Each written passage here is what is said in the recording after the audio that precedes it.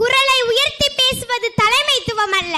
நாம் பேச தொடங்கும் போது மற்றவர் குரல்கள் அடங்குவதுதான் தலைமைத்துவம் என்ற வரிகளுக்கு எடுத்துக்காட்டாய் கம்பீரமாக கர்ஜிக்க காத்திருக்கும் நம் செந்தமிழர் சீமான் ஐயா அவர்கள் முன் கிங் மேக்கர் காமராஜர் ஐயாவை பற்றி பேச வந்துள்ள நான் அவரின் குட்டி தொண்டர் மேகாஸ்ரீ. அனைவருக்கும் வணக்கம். நான் முதல்வரானால் அதை செய்வேன் இதை செய்வேன் என்று வாக்குறுதிகளை அள்ளி வீசிய தலைவர் அல்ல காமராஜர். தான் முதல்வர் ஆனதற்கு பிறகு அவர் கல்விக்கு ஆற்றிய பணிகள் அளப்பரியது. இன்று போல் இலவசமாக பொருட்களை நம் கையில் கொடுக்காமல் பட்டி தொட்டி எங்கும் பள்ளிக்கூடங்கள் தொடங்கி இலவச கல்வியை நம் கையில் கொடுத்தார். இலவசங்களை பற்றி ஐயாவின் கொள்கையும் கூட அதுதான் என்பது அனைவரும் அறிந்ததே. பள்ளி சீருடை மதிய உணவு தந்தால் தான் படிக்க வருவேன் என்றால் அதையும் செய்கிறேன் என்று கல்விக்கு ஏது ஏது தடையாக இருந்ததோ அத்துணையும் தகர்த்தெறிந்தார் நம் கல்வி தந்தை. பணப்பையை பார்க்காமல் மக்களின் இறைப்பையை பார்த்த காமராஜருக்கு மத்தியில் இன்று பணப்பையை பெற்றுக்கொண்டு மதிய உணவு தருகிறோம் என்று பெருமையாக சொல்லிக் கொள்கிறார்கள் சில தனியார் பள்ளிகள். சிபாரிசு என்ற வார்த்தையே பிடிக்காத காமராஜர் அவர்கள் ஒரு முறை தன் நண்பர் அழைத்து வந்திருந்த முதல் பட்டதாரியான சலவை தொழிலாளியின் மகனுக்காக லேப் அசிஸ்டன்ட் பதவிக்காக ஒதுக்கப்பட்டிருந்த 20 சீட்டை முதல்வர் நிதி பணத்தின் மூலம் 25ஆக உயர்த்தினார். தான் உதவியதற்கு காரணம் தன் நண்பர் அழைத்து வந்தார் என்பதற்காக அல்ல. இதுவரை சலவை தொழிலாளியின் வீடு என்று சொல்லப்பட்டது இவன் படித்து முடித்தவுடன் ஒரு மெடிக்கல் ஆபீசரின் வீடு என்று சொல்லப்படும் அல்லவா, அந்த ஒற்றை வார்த்தைக்காக தான் உதவினேன் என்றார். மேலும் அரசு மருத்துவக் கல்லூரியில் சேருவதற்காக முதல்வர் கோட்டாவில் ஒதுக்கப்பட்ட 10 இடங்களை விண்ணப்ப படிவத்தில் பெற்றோர் கையொப்பம் என்ற இடத்தில் எந்தெந்த பெற்றோர்கள் கை நாட்டு வைத்திருந்தார்களோ அவர்களின் பிள்ளைக்கே வழங்கி கல்வியை சேர்க்க வேண்டிய இடத்தில் சேர்த்தார்.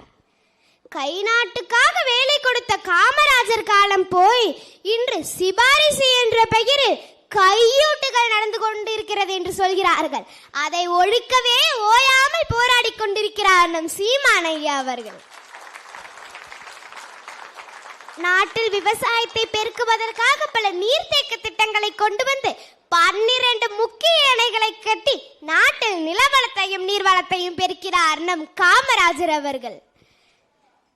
அதுபோல 4G 5G என்று எந்த ஜி வந்தாலும் கஞ்சி ஊத்துபவன் தான் கடவுள் என்று எண்ணி விவசாயிகளுக்காக தொடர்ந்து குரல் கொடுத்து தன் சின்னத்தையே விவசாய சின்னமாக கொண்டிருக்கிறார் நம் ஐயா என்பது பெருமைக்குரியது. கிராமங்கள் தோறும் மின்சார இணைப்பு கொடுத்து அதில் இந்தியாவிலேயே தமிழகத்தை முதன்மையிடம் பெற செய்தார் காமராஜர் ஐயா. ஆனால் இன்று மின்சாரத்திற்காகவே போராட்டம் நடந்து கொண்டிருக்கிறது. 1 ரூபாய் திருநீர் பொட்டலத்திற்கே உபயம் என்று தனது பெயரை எழுதுவோருக்கு மத்தியில் இத்துணை நலத்திட்டங்களை செய்துவிட்டு தன்னை பற்றி யாரும் புகழ் பாடக்கூடாது, பெருமையும் பேசக்கூடாது என்று சொன்ன தன்னலமற்ற தலைவரும் இந்நாட்டில் தான் வாழ்ந்தாரா என்ற ஜென் ஆல்பா குழந்தையான எனக்கு வியப்பாக இருக்கிறது.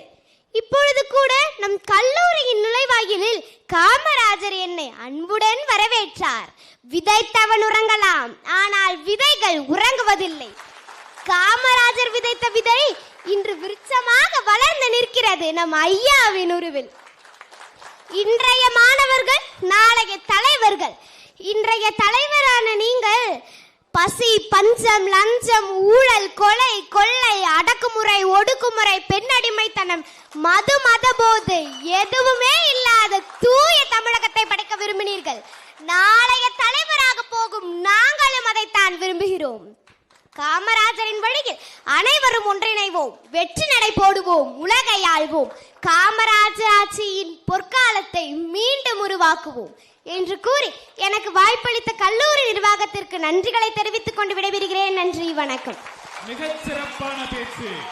தாய் கடல் என அருமையாக பேசிய அன்பு மாணவி மேகாஸ்ரீக்கு மீண்டும் ஒரு முறை வாழ்த்துக்களை சொல்லிக் கொள்கிறேன். இந்த ஒரு இனிய தருணத்தில் மாணவியை கௌரவிக்கும் பொருட்டு நம்முடைய சிறப்பு விருந்தினர் இப்பொழுது மேகாஸ்ரீக்கு பொன்னாடை அணிவிக்கக்கூடிய தருணம். நன்றி நன்றி நன்றி நன்றி.